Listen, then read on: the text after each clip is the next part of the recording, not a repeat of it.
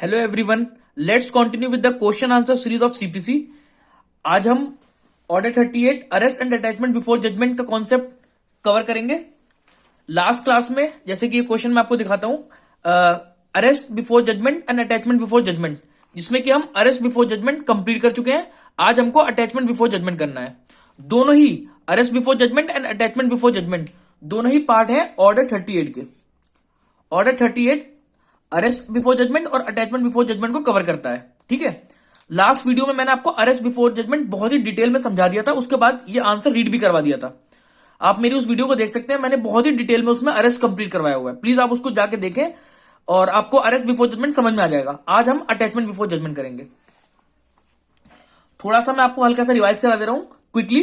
Arrest before judgment, arrest क्या होती है? अरेस्ट होती है पर्सन की, किसी पर्सन की अरेस्ट होती है। अटैचमेंट किसकी होती है? किसी प्रॉपर्टी की। अटैचमेंट होती है प्रॉपर्टी की। तो आज हम अटैचमेंट कवर करेंगे। इस लेक्चर में हमें अटैचमेंट कवर करना है, अटैचमेंट बिफोर जजमेंट। तो अब जैसे कि आप देख रहे हैं कि ये बिफोर जजमेंट की बात है, चाहे अरेस्ट हो चाहे अटैचमेंट बिफोर जजमेंट। तो ऐसे कुछ ग्राउंड्स हैं जिसमें प्लेंटिफ कोर्ट को एक एफिडेविट लगा के बता सकता है कि जज साहब आप डिफेंडेंट को देखिए, आप जानते हैं मैंने लास्ट क्लास में आपको समझाया भी था, यहां पर जो अरेस्ट हुई है यहां पर डिफेंडेंट की हुई है ना। जैसे कि क्रिमिनल लॉ में क्या होता है? क्रिमिनल लॉ में अरेस्ट होती है अक्यूज की, किसी अक्यूज को हम अरेस्ट करते हैं। ऐसे यहां पर जो अरेस्ट कर रहे हैं सिविल लॉ में, हम डिफेंडेंट को अरेस्ट कर रहे हैं। ठीक है, इस तरीके से हम जो प्रॉपर्टी अटैच करेंगे, किसकी करेंगे? डिफेंडेंट की प्रॉपर्टी अटैच करेंगे। तो जैसे कि आपने जब मैंने पढ़ाया तो आपने कुछ ग्राउंड्स देखे थे कि किस ग्राउंड्स पर हम जो है किसी पर्सन को अरेस्ट कर सकते हैं, यानी किसी पर्सन मतलब डिफेंडेंट को कब कब अरेस्ट कर सकते हैं, कब कब कर सकते हैं। मैं जल्दी से रिपीट करता हूं। या तो जब वो कोर्ट की जुडिक्शन छोड़ के भाग गया हो, कौन? डिफेंडेंट। केस के दौरान, केस जब चल रहा हो, जब प्लेंटिफ ने सूट दाखिल कर रखा हो और डिफेंडेंट भी आया हो वहां पर, केस में डब्ल्यूएस लगाई हो, मगर जजमेंट से पहले वो कोर्ट की जुडिशन छोड़ के भाग गया, कौन? डिफेंडेंट। तब हम अरेस्ट करवा सकते हैं। ठीक है, या फिर जब वो भागने की कोशिश कर रहा हो तब हम अरेस्ट करवा सकते हैं।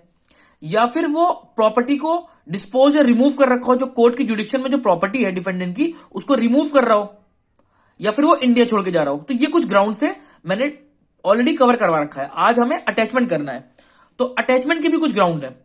अच्छा, मैं आपको एक बात और बता देता हूं कि ऐसे नहीं है कि प्लेंटिफ जो है अरेस्ट जो करवाता है, मान लीजिए अरेस्ट करवाता है, मैंने आपको बताया था कि इसको एफिडेविट दिखाना होगा। एफिडेविट पे ये बात बताएगा, यानी कि ओथ पर ये होगा। एफिडेविट पे मतलब होता है कि ओथ पे जो बातें प्लेंटिफ करेगा वो ऑन एफिडेविट, यानी कि ऑन ओथ होगी। ऑन ओथ कहने का मतलब है कि आप फिर बाद में झूठ नहीं बोल सकते। अगर आप झूठ बोलोगे तो आपको पता है कि सेक्शन 193 आईपीसी का इसके लिए पनिशमेंट है। अगर आप कोर्ट में ऑन ओथ कोई भी चीज झूठ बोलते हो तो सेक्शन 193 आईपीसी का अवेलेबल है।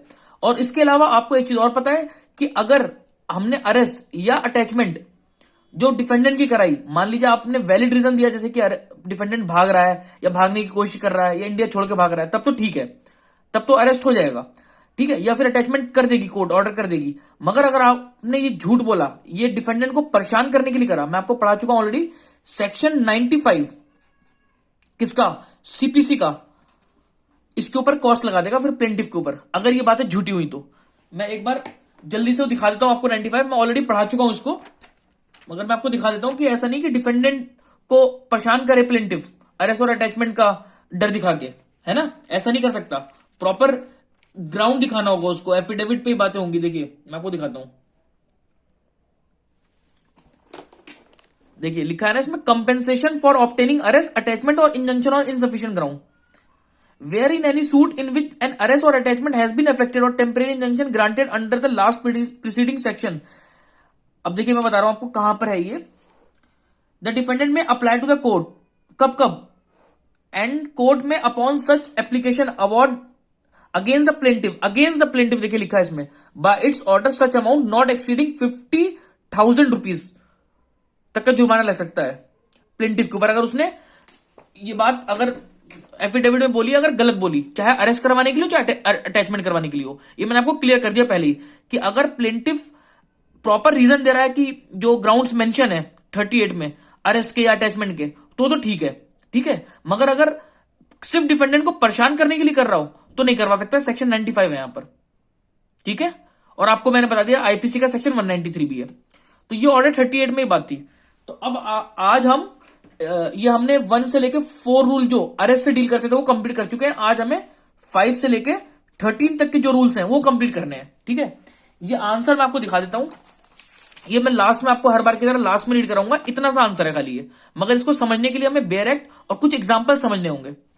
तो मैं आज कवर करवाता हूं आपको अटैचमेंट बिफोर जजमेंट।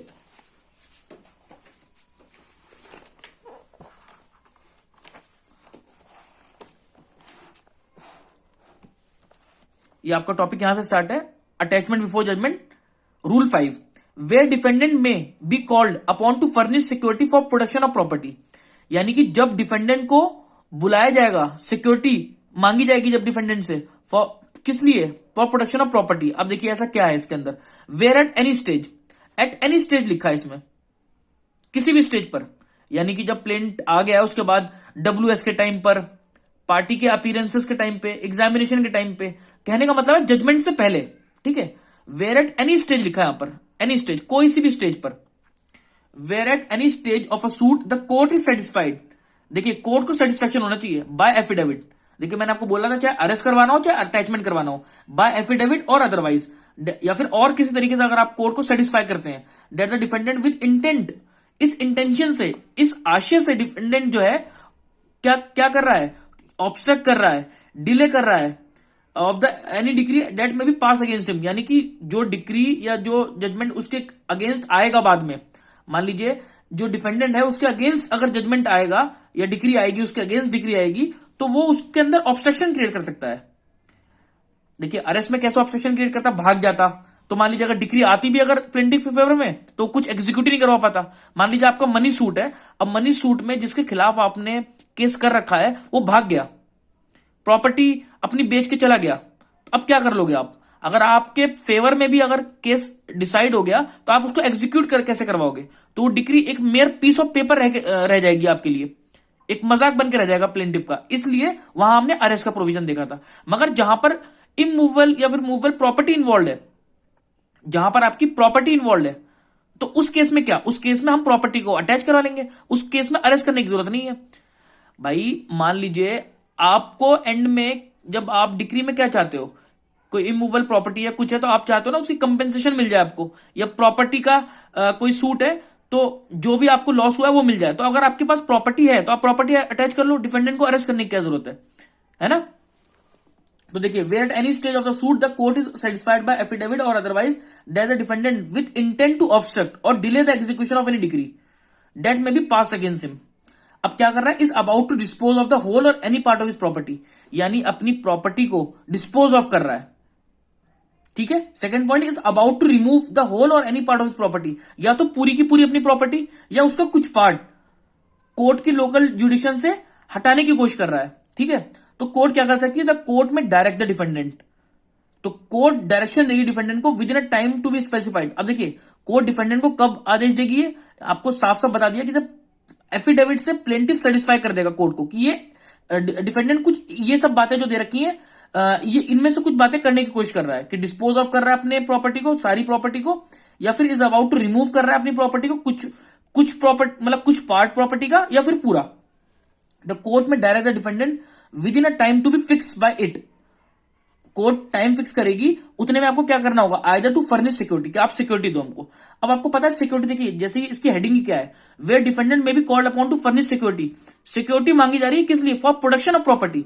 यानी कि आपको जब भी कोर्ट कहेगी भाई आपको प्रॉपर्टी जो इमूवेबल प्रॉपर्टी है, मूवेबल प्रॉपर्टी आपको कोर्ट में जब कोर्ट उसको आदेश देगी आपको दिखाना है उसको। अब आप ये सब बातें कर रहे हो, डिफेंडेंट ऐसी हरकतें कर रहा है तो हमें आप पर विश्वास नहीं है, तो आप हमें सिक्योरिटी दे दो। ये कोर्ट ऑर्डर करेगी, डायरेक्शन देगी किसको, डिफेंडेंट को, आप सिक्योरिटी दो हमको, ठीक है। डिफेंडेंट से बोलेगी इन सच सम as may be specified in the order, मतलब उतना सम जितना ऑर्डर में लिखा है, ठीक है। और टू प्रोड्यूस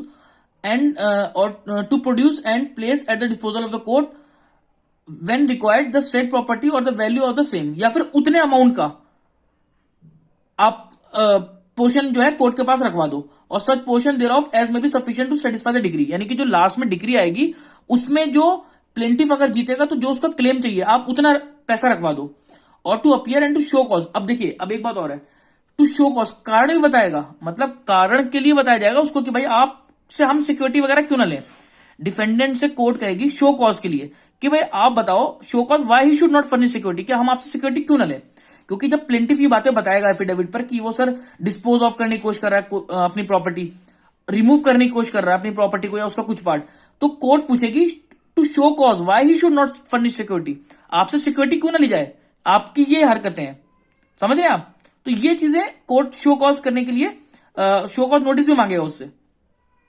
अब हाँ देखिए, अब अगर यहां पर अगर वो सेटिस्फाई कर देता है डिफेंडेंट कि सर ऐसा कुछ नहीं है, मैं ये सब नहीं कर रहा, प्लेंटिफ झूठ बोल रहा है, तो आप भी जानते हैं 95 में सीपीसी के सेक्शन 95 में उसके ऊपर कॉस्ट लग सकती है, किसके ऊपर, प्लेंटिफ के ऊपर, तो उस बातों का भी ध्यान रखेगी कोर्ट।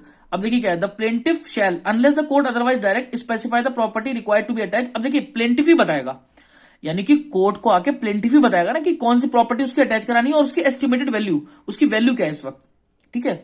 अब क्या है, द कोर्ट में also in the order direct the conditional attachment, court चाहे तो कंडीशनल अटैचमेंट भी इसके अंदर ऑर्डर कर सकती है, चाहे होल चाहे कुछ पोर्शन प्रॉपर्टी का, ठीक है।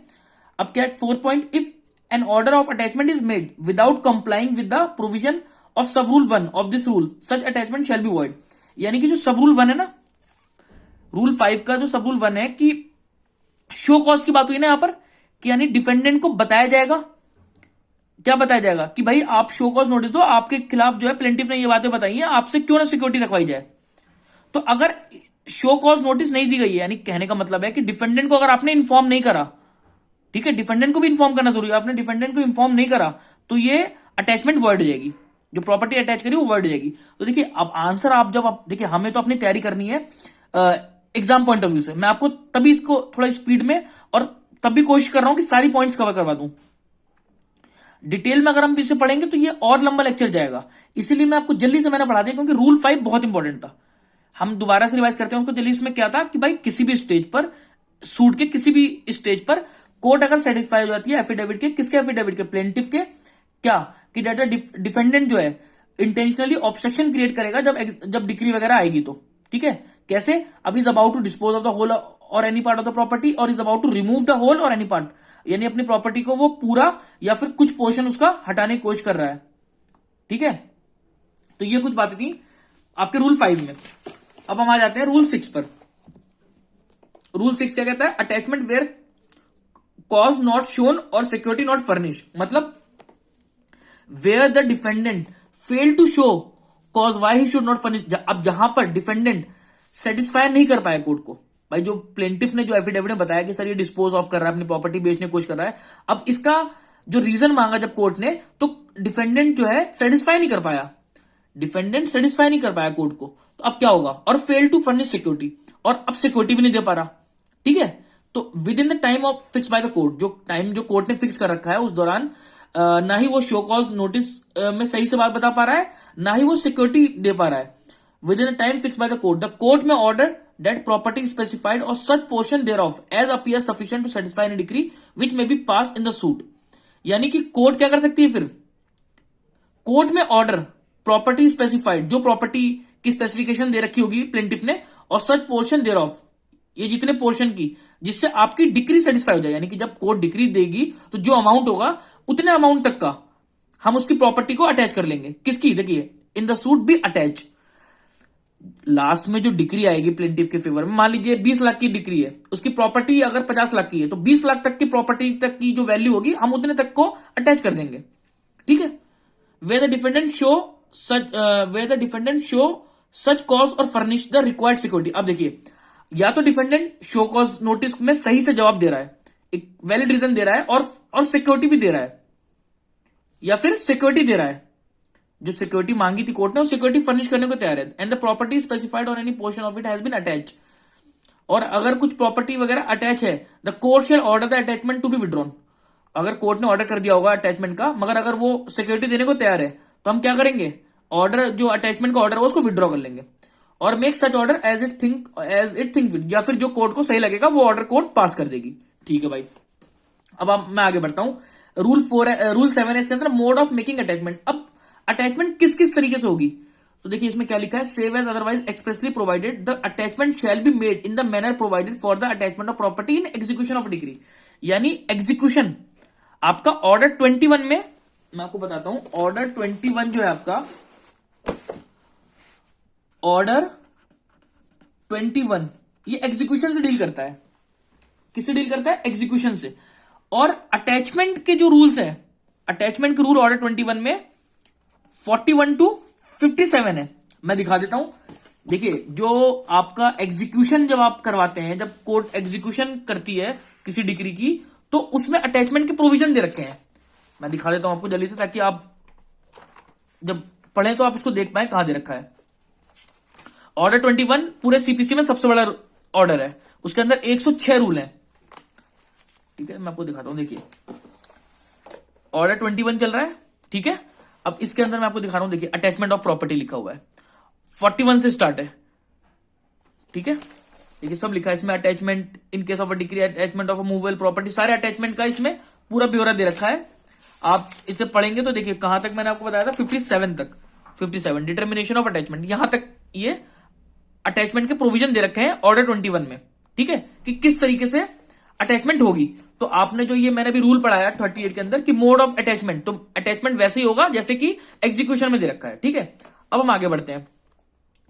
8 rule, adjudication of claim to property attach before judgment. अब ये क्या कह रहा है, where any claim is preferred to property attach before judgment, यानी कि जो प्रॉपर्टी आप डिफेंडेंट के अटैच करना चाह रहे हो उससे कोई क्लेम है पहले से।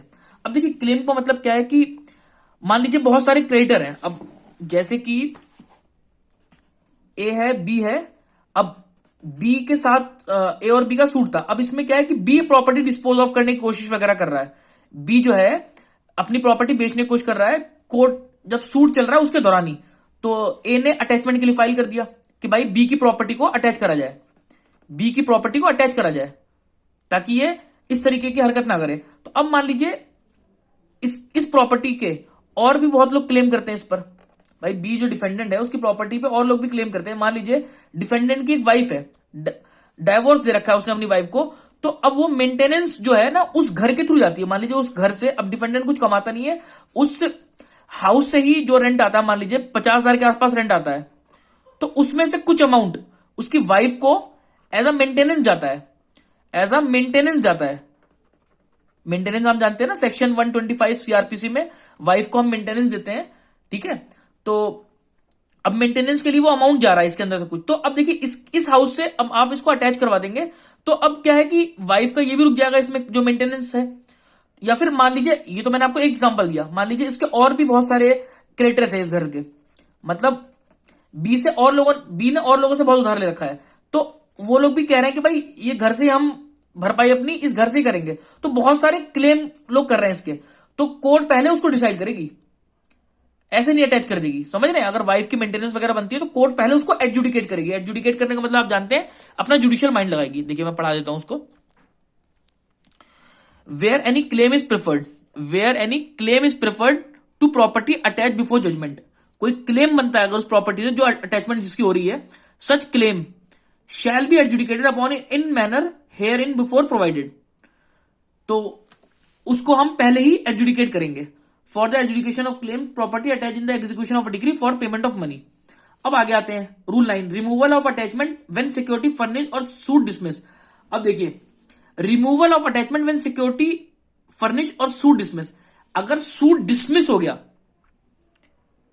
है ना, तो अब क्या है, तो आपके अटैचमेंट को भी हटाया जाएगा। देखिए where an order is made for attachment before judgment, जहां पर अटैचमेंट का ऑर्डर आ गया है कोर्ट के द्वारा, the court shall order the attachment to be withdraw, तो कोर्ट उसको विड्रॉ करवा सकती है कब, देखिए क्या लिखा है, व्हेन, कब, when the defendant furnishes the security. या तो देखिए जो सिक्योरिटी आपने मांगी थी, मान लीजिए आपने 20 लाख सिक्योरिटी मांगी थी, अब जब डिफेंडेंट उसको देने को तैयार है तो अब उसका अटैचमेंट का क्या मकसद है ना, तो आप अटैचमेंट को जो विड्रॉ कर दोगे, ठीक है। एक तो ये रीजन हो गया, together with the security or for the cost of the attachment or when the suit is dismiss, ठीक है।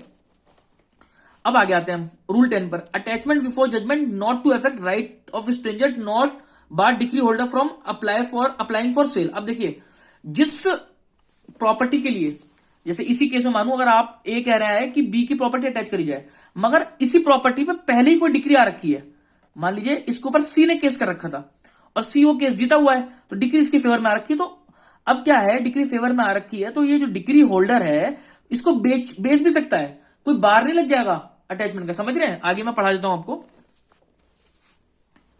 Attachment before judgment shall not affect the right. देखिए अटैचमेंट अफेक्ट नहीं करेगा राइट, किसके राइट को, existing prior to the attachment, attachment से पहले। यानी कि अगर कोई डिग्री, मिसाल के तौर पे कोई डिग्री अगर पहले आ गई है तो prior to the attachment, attachment से पहले, तो वो उसके राइट को अफेक्ट नहीं करेगी। कैसे? और person not party to the suit not bar any person holding a decree. देखिए किसी के पास अगर डिग्री है पहले से अगेंस्ट द डिफेंडेंट, यानी कि अगर कोई पहले से उस प्रॉपर्टी के ऊपर केस जीता हुआ है तो भाई वो तो सेल कर सकता है उसकी, है ना, from applying for the sale of the property under attachment in execution of such decree. बड़ा आसान रूल था ये। अब आगे हम आते हैं। Property attach before judgment not to be reattach in the execution of decree, ये इंपॉर्टेंट है। और इसका ये 11 का रूल, सब रूल 2 बहुत इंपॉर्टेंट है। देखिए पहले मैं पढ़ा देता हूं। Where property is under attachment by virtue of provision of this order. अब मान लीजिए प्रॉपर्टी को अभी अटैच कर रखा है कोर्ट ने, and a degree subsequently pass in favour of the plaintiff. अब मान लीजिए, देखिए आप जानते हैं इसी केस को अगर मैं ले लूं कि बी की प्रॉपर्टी अटैच करवा दिया था, मान लीजिए ने बी की प्रॉपर्टी अटैच करवा दिया था। अब ए केस जीत भी जाता है, ए केस जीत भी जाता है। अब मान लीजिए आपने अगर केस जीत गए तो आप एग्जीक्यूट करवाओगे। एग्जीक्यूट कराने का मतलब है कि आप चाहोगे ना कि भाई वो प्रॉपर्टी जो है वो आपके पास आ जाए, है ना, ये जो भी चीज थी तो ऑलरेडी अटैच, अब आप उसको दोबारा अटैच नहीं करवाओगे।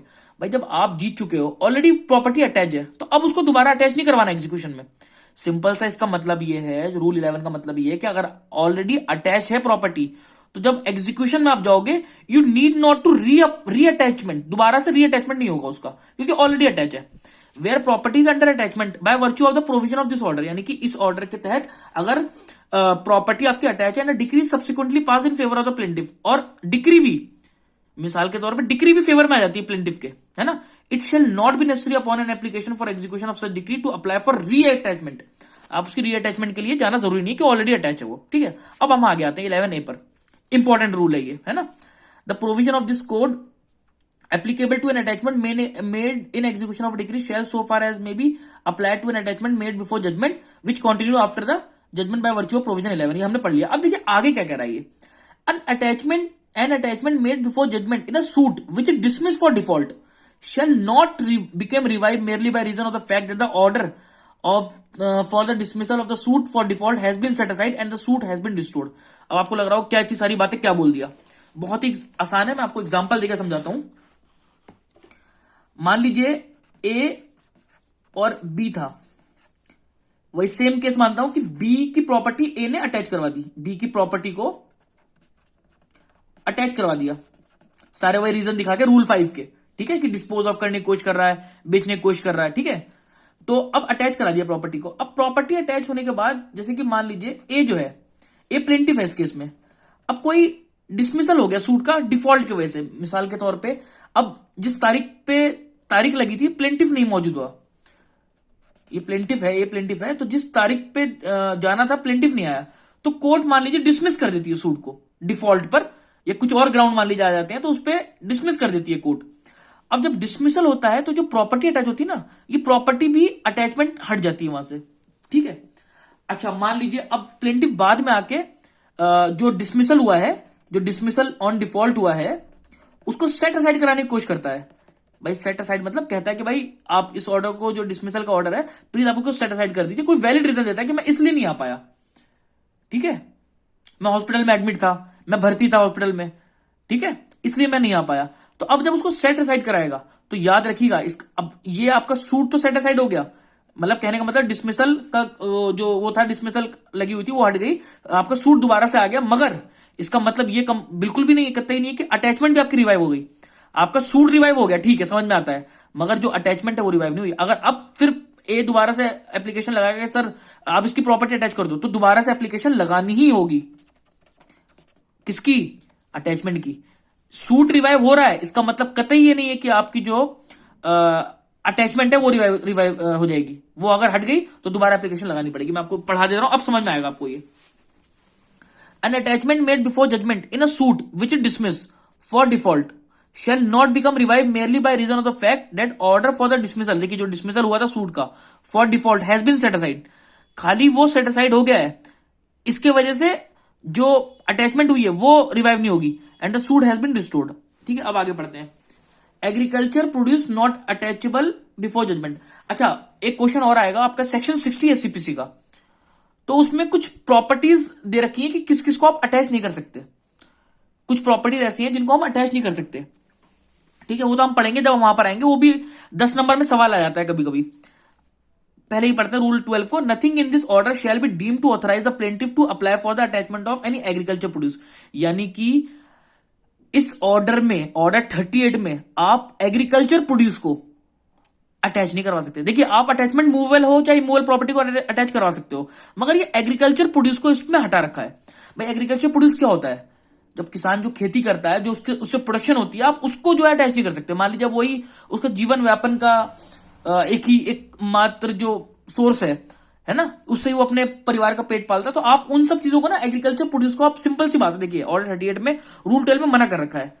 Nothing in this order shall be deem to authorise the plaintiff to apply for the attachment of any agriculture produce in the position of an agriculturist or to empower the court to order the attachment of production of such produce. ठीक है, अब आ जाते हैं order 13 sorry rule 13 पर। Small cause court not to attach immovable property. जो small causes court होती है वो इमूवल प्रॉपर्टी को अटैच नहीं करवा सकती। देखिए, nothing in this order shall be deem to empower, इस ऑर्डर 38 के तहत स्मॉल कॉजेज कोर्ट को ऑथराइजेशन नहीं है कि वो अटैचमेंट ऑफ इमूवल प्रॉपर्टी कर दे। ये हमारे टोटल रूल्स है। तो देखिए, ये मैंने आपको डिटेल में समझा दिया। अब मैं इस आंसर पे लाऊंगा ना, जो हमारे एग्जाम में आएगा, वो आप देखेंगे बड़ा आसान लगेगा आपको समझने में। अब मैं रीड करवाता हूं इसको आपको जल्दी से, अब आप देखिएगा। देखिए, अटैचमेंट बिफोर जजमेंट रूल 5 से स्टार्ट है, 38 का मैं आपको ऑलरेडी पढ़ा चुका हूं। Where at any stage of a suit, देखिए अब आपको सब चीजें बड़ी आसान लगेंगी। Where at any stage of a suit, किसी भी स्टेज पर, ठीक है, किसी भी स्टेज पर आपको मालूम है क्या कहने का मतलब है, जजमेंट से पहले। The court is satisfied by the affidavit otherwise, देखिए एफिडेविट पे ही आप प्लेंटिफ बताएगा।